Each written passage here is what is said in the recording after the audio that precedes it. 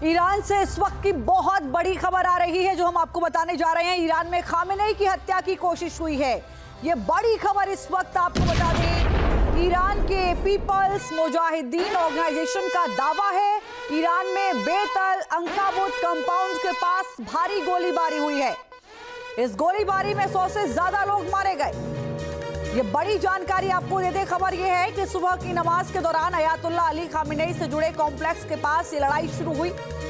Peoples Mujahideen Organisation of Iran, जिसे मुजाहिदीन ए खल्क यानी एमईके या मुजाहिदीन ए खल्क ऑर्गेनाइजेशन के नाम से भी जाना जाता है, जबकि MEK national council of resistance of Iran की मिलिट्री ब्रांच है, जो 1981 में बना डेमोक्रेटिक ईरानी ऑर्गेनाइजेशन ग्रुप और लोगों का एक कोएलिशन है और अब इसे मरियम राजबी लीड कर रही हैं। ये बड़ी जानकारी निकलकर सामने आई है कि ईरान में खामेनेई की हत्या की कोशिश हुई है।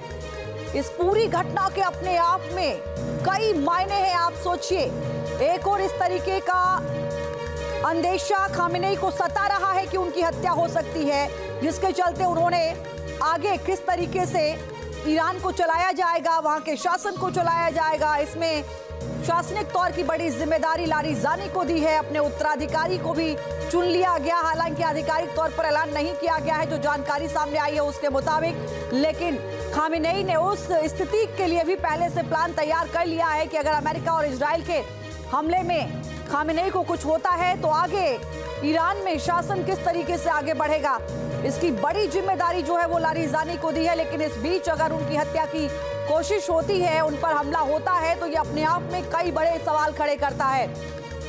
बताया जा रहा है कि सुबह की नमाज के दौरान ये इस तरीके की घटना को अंजाम देने की कोशिश हुई है। 100 से ज्यादा लोग इसमें मारे गए हैं। एक बार फिर से ईरान के अंदर ही विद्रोह फिर से फैल रहा है।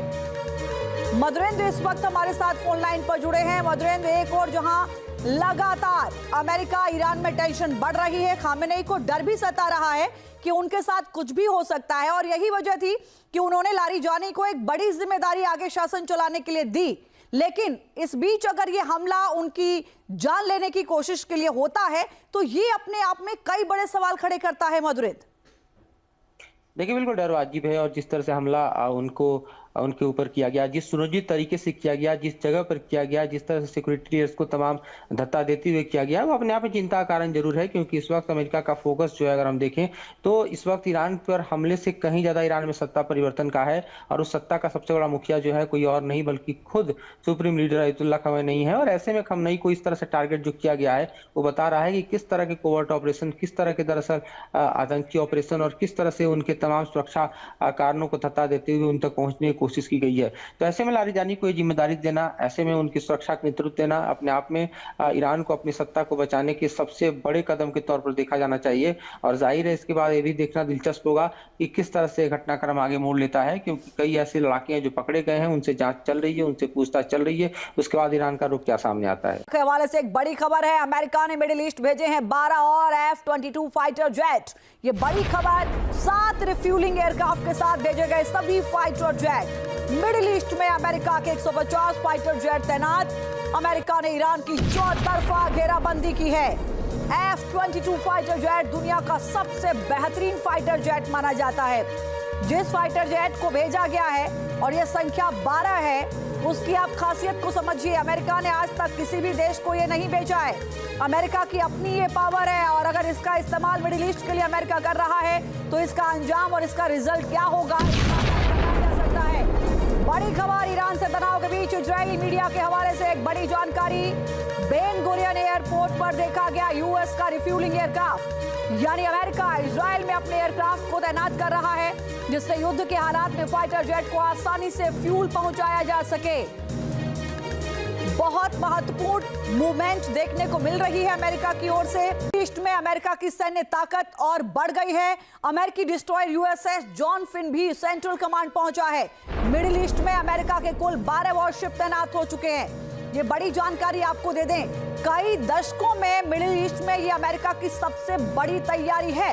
पिछले 23 सालों के बाद इस तरीके की तैयारी देखने को मिल रही है, जिससे ऐसा लगने लगा है कि अगर बातचीत डिरेल हुई तो अमेरिका किसी भी वक्त ईरान पर बड़ा हमला कर सकता है। हालांकि आपको याद होगा ये जरूर कहा गया था ट्रंप की ओर से कि हम सीमित स्ट्राइक करेंगे, लेकिन ईरान की ओर से कहा गया कि सीमित स्ट्राइक कुछ भी नहीं होता। अगर एक भी कदम आपने उठाया तो युद्ध की शुरुआत माना जाएगा।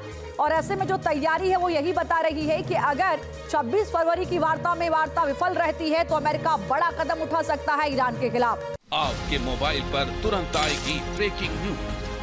स्क्रीन पर सबसे पहले दिखेगी बड़ी खबर। देश दुनिया की हर खबर एक जगह। अब आपके मोबाइल पर तुरंत फटाफट इंस्टॉल कीजिए न्यूज नेशन ऐप और रखिए खुद को अपडेट।